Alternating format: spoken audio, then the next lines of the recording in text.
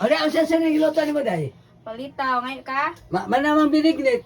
Ay, ang siya nagluto, 20 palito. usa. Ay, kao ka sa palit mo. Nakaraan. Lingi, ikay gano to. Yes! Go pa. Dali, dali. Kapag tigluto sa... Manang binignit ba din? Manang mo binignit. Kanina sa niday? Palitaw. Amo ni palito, oh. Palitaw ni Hara. Oh, sa to palitaw. Palit og tao. Ano na? Ano, oh. Palitaw siya ni. Pwede yun permission, hapit man las 3. Mga, o pa las 3 ka, ito binignit, iso na ito palitaw. Yes! Okay, na ako, nagbuka la.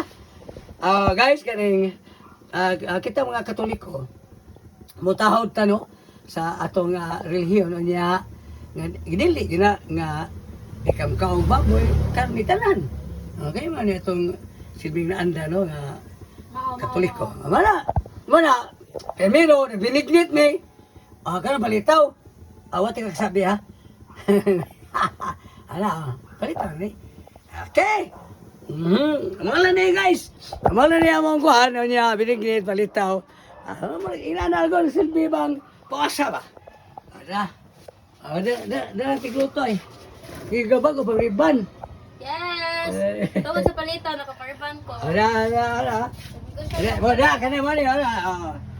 Wala lang mo sabi di tsog sulti tuom ka. Importante na kuntin.